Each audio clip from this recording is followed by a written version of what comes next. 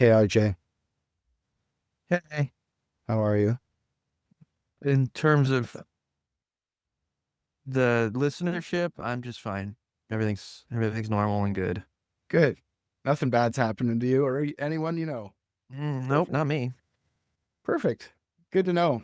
Well, I got us a case to solve. Cool. We're going to North Carolina for Just this what one. I need to take my mind off of the nothing that happened. Perfect. We're going to North Carolina. Do you know, is there any good American like stereotypes from North Carolina that I just don't know about? Because I know nothing about North Carolina. North Carolina has there's Carolina barbecue and like Kansas barbecue. There's like a big divide there. Oh, Barbecue state? yeah. That's all people Oh, think yeah, about when they think both about the the Carolina. Carolinas are. Yep. Yep. It's a barbecue state. I would have never guessed Pulled, that. pulled, pulled pork and hush puppies. What's hush puppy? You know hush puppies? No, I don't. Basically, like if you took cornbread mix, but like I don't know, mixed a little bit differently, and you put it into a ball and deep fried it, and it's like a little deep fried ball of cornbread, but they're like Oh, fluffier than cornbread is. so it's like So, like a corn dog, just no dog, just the corn. kind of, yeah. Okay, that's weird. Is that Yeah. a good It's just, thing? it's just, yeah, it's just fried batter that Oh, people consider a side to barbecue. okay. Yeah. Like America. just like you would, yeah, just like you would get like a side of broccoli or a side salad, just equally nutritious. You can get hush puppies. Hush puppy. Never heard of that. That sounds super fat, and I kind of like it. I They were went to good. Mexico, and I figured out how much fatter I've become because we went on a water slide, and they had to weigh us to see if we were too fat to go on it all together, and I had to sit out for the Wow. next.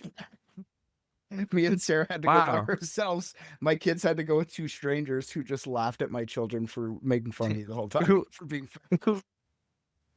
Yeah, it was Oh, pretty good. that's fucked up. Yeah, I definitely saw I'm tipping the scales these days. It's all muscle. Usually is. It's all dick weight. No, it's not. That's I'm dick everything heavy, but brother. dick weight. The bigger I get, the smaller it looks. That's all I'm thinking. Well, we're going to North Carolina where the fatties run free and hush puppies, barbecue country. I like that. This Yep. is a wild ass story. There's not lots of information on the internet about it, which is sad because it is so crazy. There's not even a wiki page. And I've seen wiki pages for every crime basically I've researched, and they've been way less crazy than this. I don't know why this doesn't have a wiki. Like all I could really find were some like Wayback Machine articles from 1996, or like from the time. And then someone posted the police scanner from that night, but it's so fucking hard to understand. It's from like 1996 as well. Like, listen to this fucking shit. Like, how am I supposed to get any information out of this? Under attention, Bart's RFG traffic for traffic. We're at 1033 traffic. 1033 traffic. Now BeLo is in Rangoon. Subject to red shot. Church is a Catholic. 1033 traffic. Not yet. They weren't having parking. I had a order at Buller. You can't even, you can say they're saying something. We can't even hear what they're saying. And it's like this the entire What the time. fuck? Yeah, I would imagine nowadays it's probably a lot more technical and you could hear just like one radio at a time instead of like seven going on in the. But like anybody in the 90s or 2000s are like, yes, I understood everything that was said. You're lying. Like, there's a lot going on. Just with that, that's just like the first 5 seconds. It's 20 minutes of that. If you look at the transcript of that, I'm like, okay, maybe the transcript says something. There's points when the radio is like when it's doing that like in between clicking, but the transcript says applause. And I'm like, okay, you can't figure out Wow. I'm like, all right, I can't. I'm sorry. Are we doing another? The mystery is what even is this mystery? Or not. I'll tell you what it actually before I go ahead and tell you what it is. Define for me the word massacre. Would say, well, to use it in a sentence, the cowardly small dick man massacred the unarmed woman in her car as she was visibly backing away from him. Like, Kind of. I do enjoy it. We injected that in here. I think massacre would be like more than one person, wouldn't it be? Like that was just a little dick fuck face shooting an unarmed woman because he felt tough. Yeah, He's a fucking bitch okay, after you're he right. did it. So, He's a piece of shit. Like, he didn't even feel Right. bad. No remorse at all. Just like, fucking bitch. Like, wow. You just killed a lady. yeah. You fucking psycho. yeah. The last note I'll say on that is that he has like a Filipino wife that he very clearly bought because no one would fuck him. Yeah. Like, what? Not a well-liked individual, I imagine, hence his current status. You're right though. The massacre is yet to come. So All right. I don't know what massacre means either. But today we're covering the BeLo supermarket shooting massacre from 1996. An elite team of private detectives, What if balloons are aliens? Maybe that's the key component we're missing. cover-ups, John's guilty. mysteries that need to be solved. Maybe Mormons need vows. Richard, shut up. No. So let's go back to 1996. Did I say 1996? 1993. 1993, not 1996. I'm an idiot. you did mention this, and I got really worried because you said BeLo, so I thought you were saying Buffalo for like a shortened version of that, and the one that happened like a few years ago, where the guy went into that grocery store in Buffalo just to shoot black people. Oh, yeah, And I no. was like, Richard, we can't do this. Let's. Like, we cannot do that one.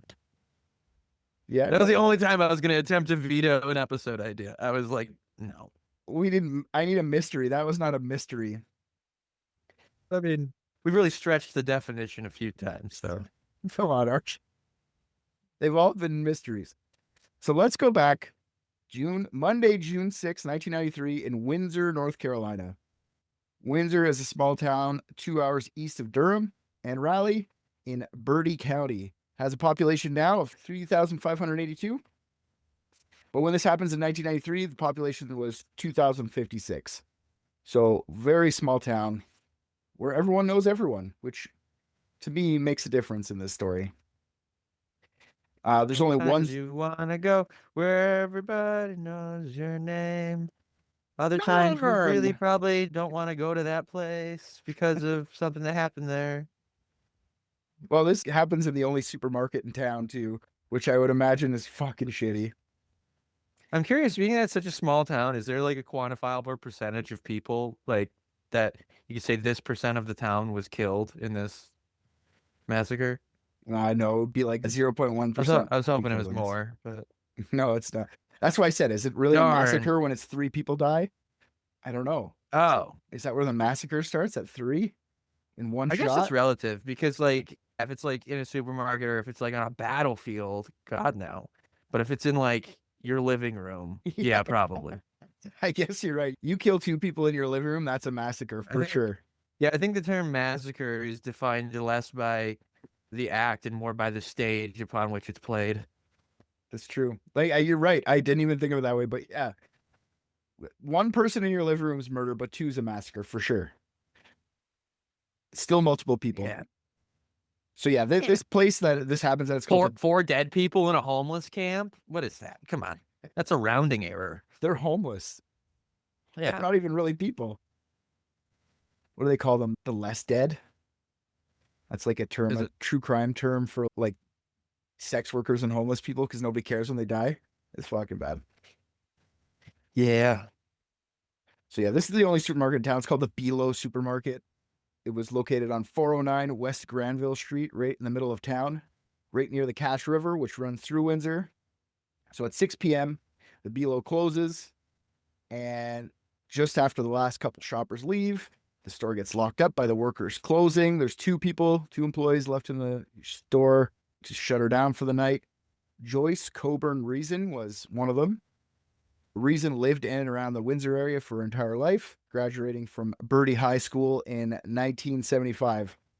Reason was a 36-year-old single mom of an 11 and 14-year-old, and she was also engaged, planning on getting married later that year. She was the cashier at the BeLo, the evening cashier. She's done that for a couple of years. The other BeLo employee was a guy named Grover Cecil Jr., but everyone called him Bud. Okay. Grover's an underused Okay. name. What do you think of when you think of a human named Grover? The Muppet, dude. And of course, I would argue it's an overused name if anybody is named Grover. that's kind of true. Because like this whole time when I'm reading about this, I just picture the Muppet Grover getting fucking shots. That's the whole time. Yeah. Everyone like called him blue Bud. stuff, blue like fur and stuffing. I just had to keep thinking his name's Bud, but Bud just, that makes me think of a child. But anyways, Bud, or Grover, was the manager of the BeLo. Bud had 5 kids and a loving wife. The 56-year-old. Oh my god, I thought you said 11 wives. No, 11. Didn't I? 5 kids, 11 wives. Good for Grover. He was a 56-year-old man. He'd only been the manager for about 8 months prior to this night. Probably a big promotion for this guy. You know, he's got 5 kids to feed. It's probably like, for God's sake, good for him. Brother, I hope not. Because if he's 56 and that's the promotion, the grocery store manager, fucking shoot me. Because Jesus. He's just living a simple life. Probably a God-fearing man. Probably just like make a paycheck. He might have wanted to be a little bit more brave in the face of God and challenge him for the station that he set for him. Because just making grocery store manager at 56 is about like somebody buried the fucking bar. Like, Jesus. I don't know. It's hard to, like, that's what I'm saying. There's not lots on this case. Like, I tried to look up these guys, and this is the most information I could find up of most of these people.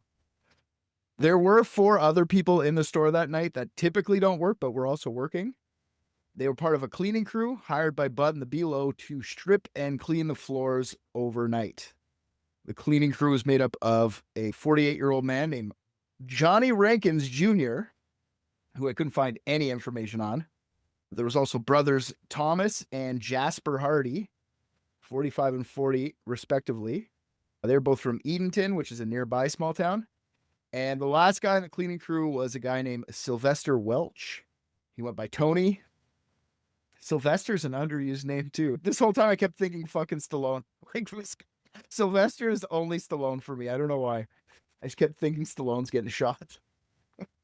Just like, why aren't you fucking them up? Why aren't you rambling these guys? Why are you just taking it? Sylvester, give her. Yeah, he's a little bitch. So the cleaning crew had just finished backing up their blue pickup truck and unloading their gear into the store before it was locked up. And they were setting up all the stuff they needed to do their job that night.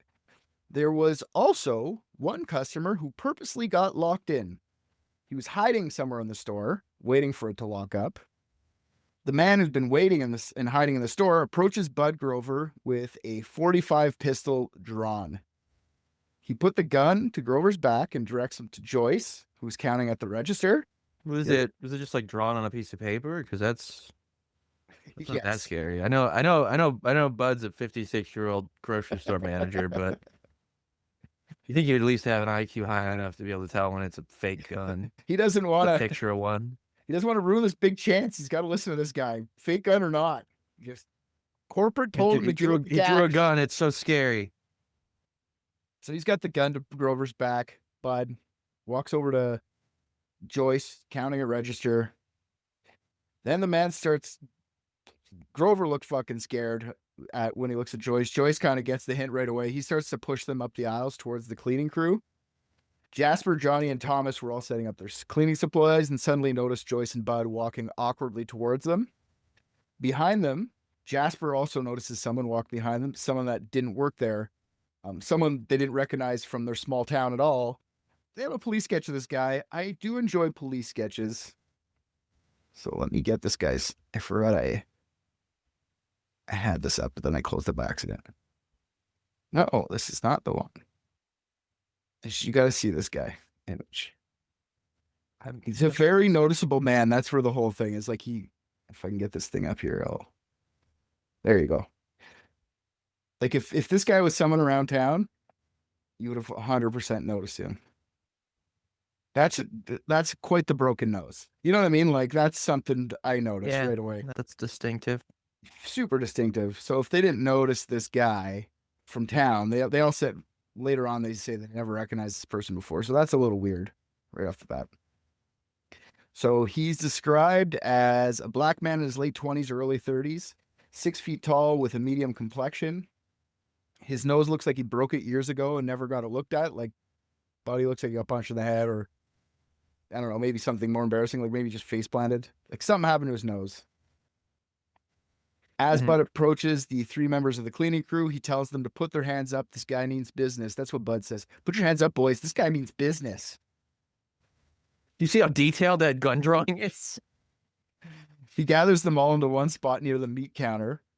The gunman asks where the 4th cleaning guy is right away. He notices only 3 of the guys there.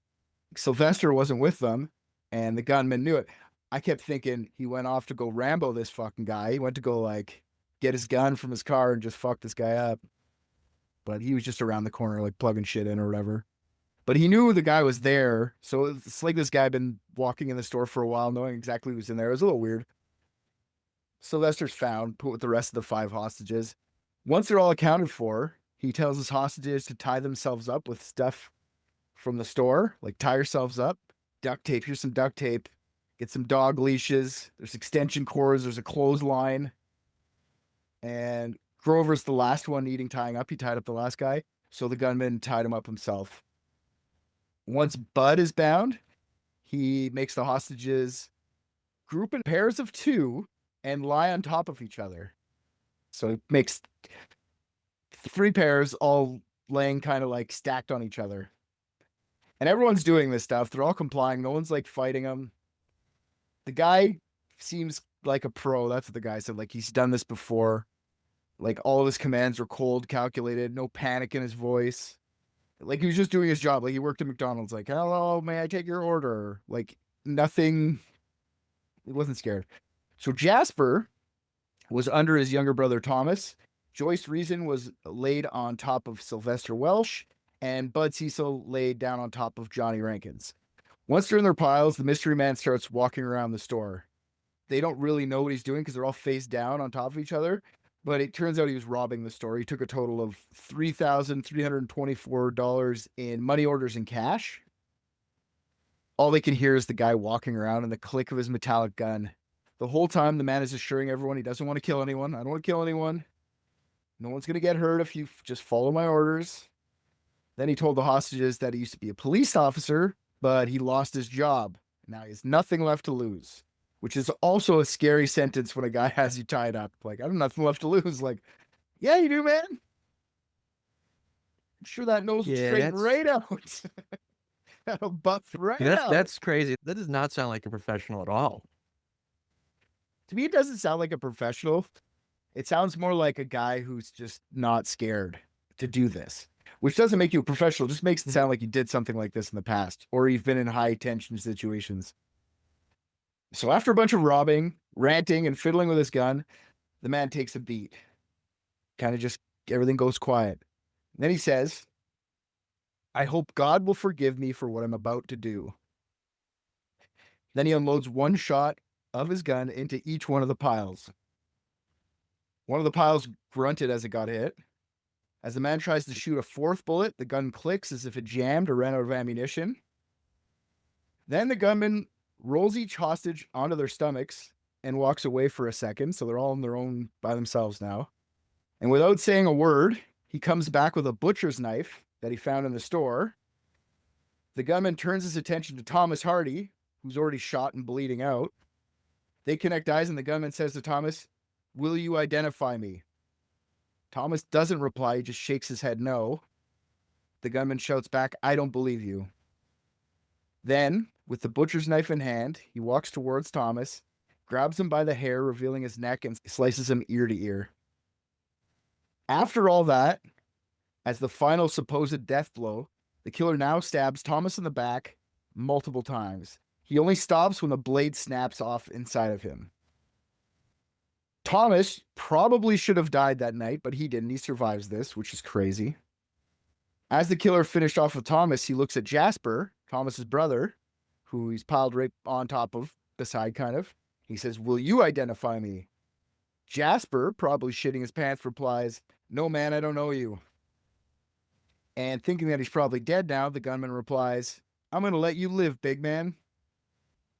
You know what? I believe you. Another guy, not so much. It's crazy. You got trustworthy hitch in your voice. Jasper said he thought he was dead for sure. He kept looking at the wall. Instead, like, the knife never came for him. The gunman gathered his loot, like I said, over $3,000 worth of cash and money orders, and leaves. Grover, Joyce, and Johnny are all dead in the piles. Thomas Hardy should be dead, but isn't. Sylvester Welsh is alive, but shot in the back. But he knows he needs to get the survivors' help, like, right now. So he was bleeding so much that his blood was leaking onto his bindings. And so was Joyce's blood because she was laying on top of him when she got shot. So he used his and her blood as a lubricant to get under the duct tape and get himself loose. So he drags himself, leaving a bloody trail behind him from the meat counter to the front of the store where the phone was, and dials 911. Wow. 911 call comes in at 6:56, nearly an hour after the shooting. Police, ambulance, and other help arrived with help after the gunman was gone. Both Jasper and Thomas were helivac to hospitals in Greenville. Police start to investigate immediately when they get there. That was that. Okay, by the way, that's where all that police chatter comes from, is after that, after he calls 911. I couldn't find, somebody else on their podcast found the fucking 911 call. I can't find it anywhere. But all he says is like, there's been a shooting at the BeLo. Send someone down here right away. That's like basically the 911. It's not this big, like, intricate thing that we really need to examine, but it's really interesting that he dragged himself across the BeLo to get to the phone. So when police arrive, they start to investigate immediately. Jasper's the only one who's unscathed. I feel like he's more emotionally damaged, though. He just looked in the eye like, I'm going to let you live, big man. He gets sent to the hospital to be looked over, but he's also good enough to be interviewed. Jasper gives a description of the night to the police and the assailant that came in. That's where we get the police sketch. After combing the scene, police find only 2 .45 caliber bullets and a trail of blood to the phone, and the place being all torn apart. There were security cameras inside the BeLo, but none of them had been working, so that was a dead end for them.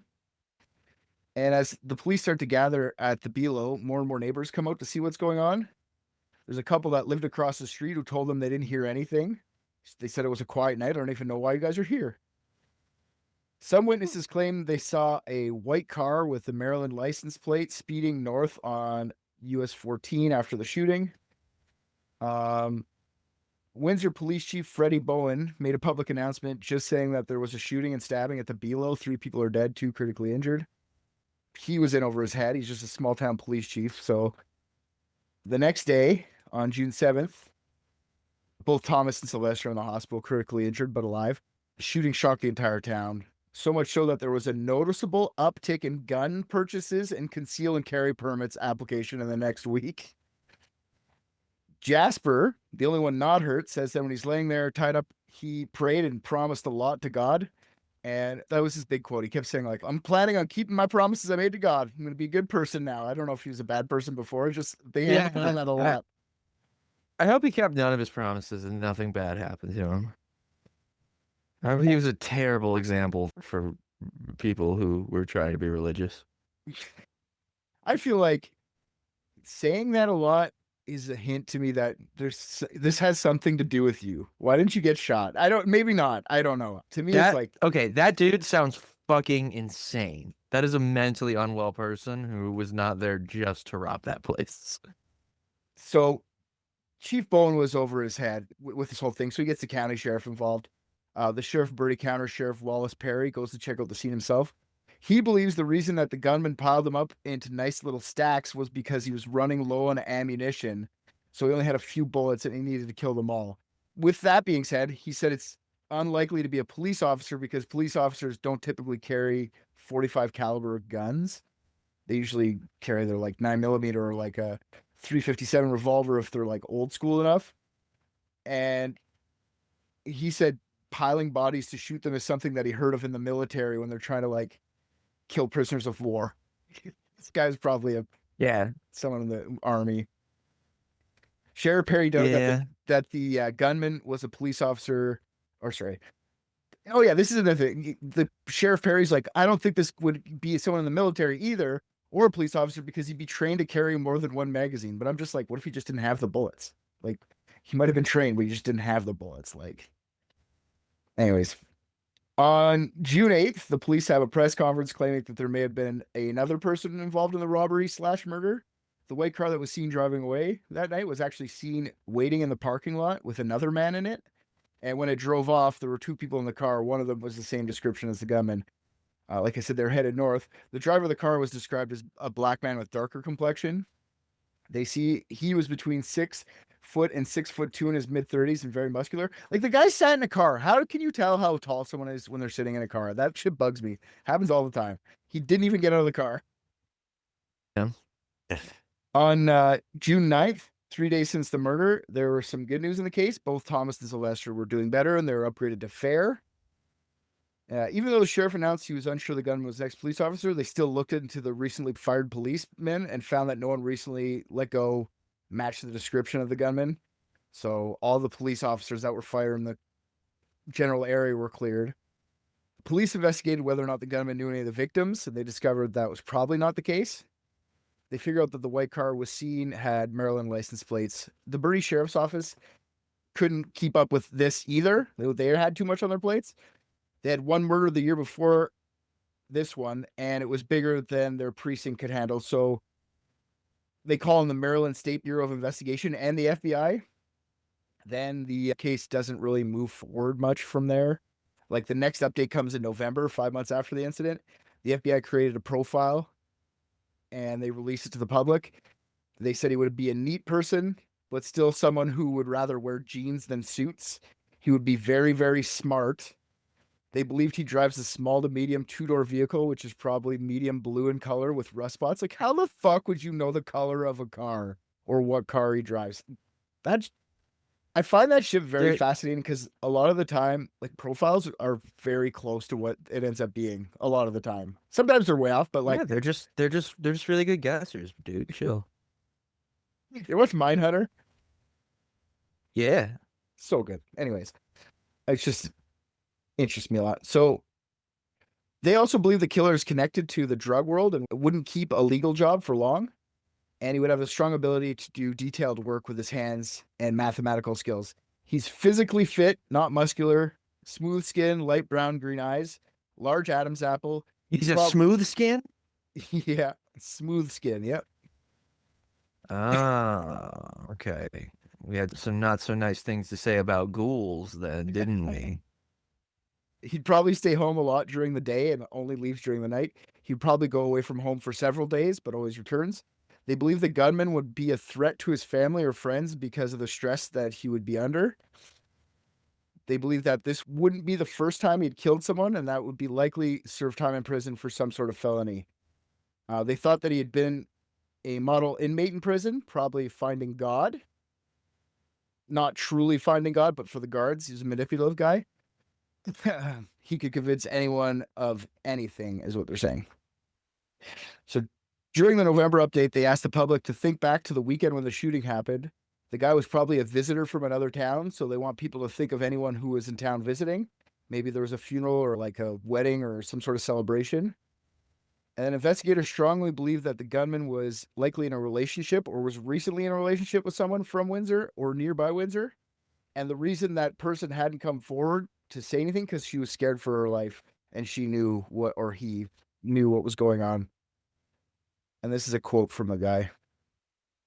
The investigation has led us to believe that this woman may also be in danger and is possibly afraid to come forward with information about the killings. The task force is willing to provide complete anonymity and a safe haven for her and others she may have told about the incident.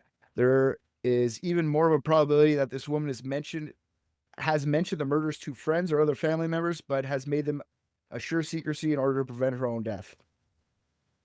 Now, I thought this was fucking reckless as shit saying that.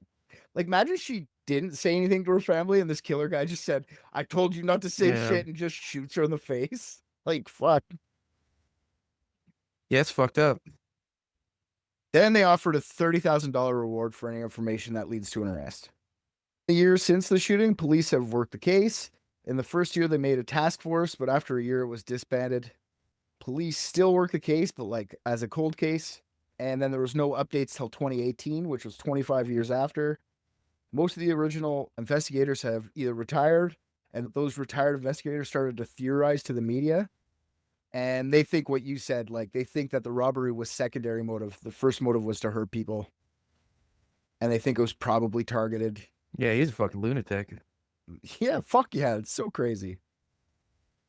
But they couldn't figure out, the old retired investigators say that they couldn't find anyone that was in town or in the police force or military. So it's got to be, the brutality has to be the original motive. So no suspects have ever been released to the public, if they ever had one at all. The reward's still out there. And no one's come forward in the nearly 30 years. I guess it's past 30 years now. 33 years. So yeah, that's the gist of the BeLo massacre. I guess it's a mass shooting. Maybe I should call it a mass shooting. I don't know. Before they were cool, in 1993. The OG mass shooter. Yeah. So, yeah, the theories on this.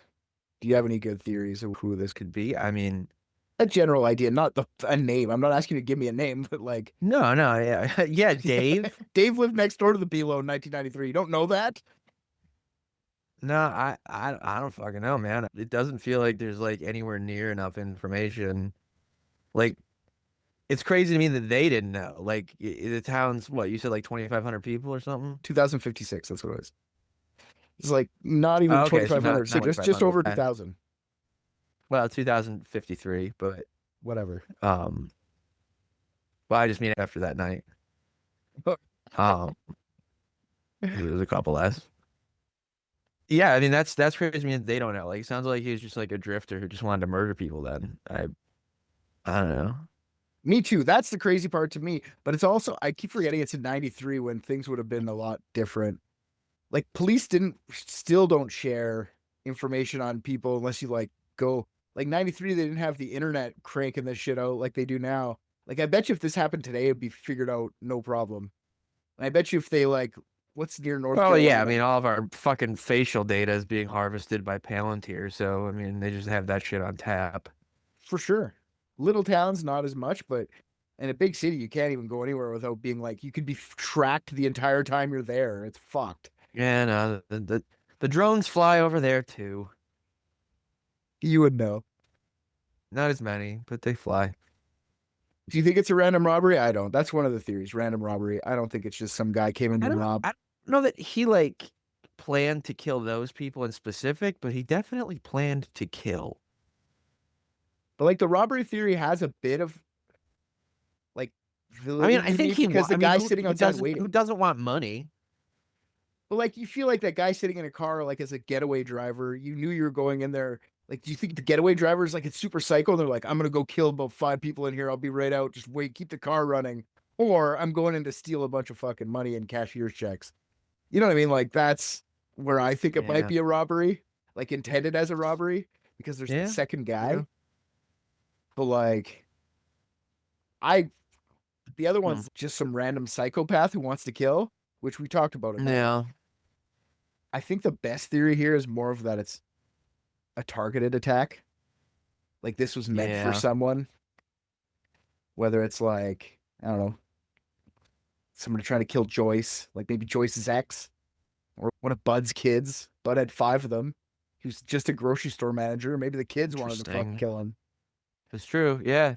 It's like, Dad, we don't need 11 moms. There's only 5 of us. That's one more mom than each 2 moms what per piece, yeah. That's a fucking crazy mom imbalance going on here, Dad. Enough is enough. You can't support all these bitches on a grocery store manager's salary. Yeah, or like maybe the brothers. Maybe Sylvester just went Rambo and killed them all and just shot himself. I think Jasper might have something to do. Like the guy who didn't get killed. Like, I don't know. Maybe they did that. Maybe that cleaning crew was like, that was their like they were kind of doing crime on the side, and they would just like they go to a place and rob it at night, and then they told one of their old army buddies or some shit. I'm just talking, but I mean that was what I was thinking. Maybe it's like that was what they did. They were like criminals on the side, and they told one of their old army buddies, so that's great. And they kind of like mentioned they're doing this other job, and the guy went in to do it, and they didn't have the heart to be like, shut the fuck up, dude. This is our fucking score, because they had 2 witnesses. The guy just shot everyone. Said fuck it. Interesting. I don't know. I don't know how well they look. I think- But just because that guy keeps going like, I'm gonna be better. I made God some promises. I'm gonna be better. I promise. Like, that sounds suspicious to me. Yeah, I really need to know if he was better. Say a lot. That guy died of cancer in like 2008. So, yeah. Damn. I hope it was a fucking ripping 15 years of the worst behavior. He made God promises like, I hope you couldn't save me from this. I'm gonna be an asshole for that. That was the promise. I hope he made God fucking weep. Like that would just be so badass. To be like in the heat of the night and just be like, I know what I said, but man. It's fucking whoring and drinking and drugs. Sure. Being an absolute dickhead to people in traffic. Sure. Taking pennies out of those little things that were definitely still around back then at the register. It also, in those things, it did say take a penny. It didn't, like, that's not even that bad. It said, take a penny, leave a but penny. like, yeah. If you needed it, but he didn't need it. He was taking He it was like- willy-nilly. He was like paying with a debit card in like 2006, and then just grabbing a handful of pennies. Okay. Thanks, Jasper. You did it. I like it. Jasper didn't. That's the solve today. Jasper spited God. Yeah, I think Jasper proved God isn't real. Yeah, Jasper. I mean, he did get cancer, but if God's omnipotent, why would he wait so long? You know what I mean? Exactly. Like, that's too many chances. So if you're God and you watch this dude for even fucking 5 years just being a piece of shit after he promised you, he swore, he pinky promised he was going to do better.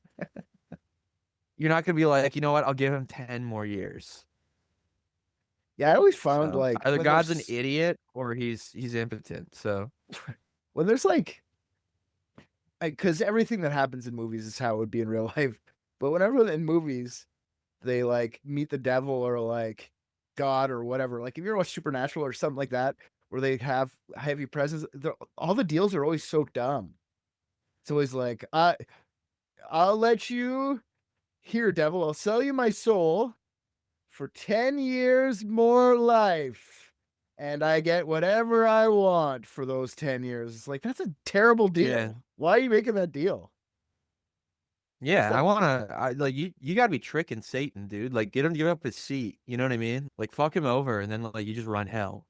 What was that, House of This Ushers? is not like Did you watch that no, I show? don't think so. Yeah. Yeah, that's what he made. The guy made a deal with the devil, and like his entire line died off, like at the end. Oh yeah.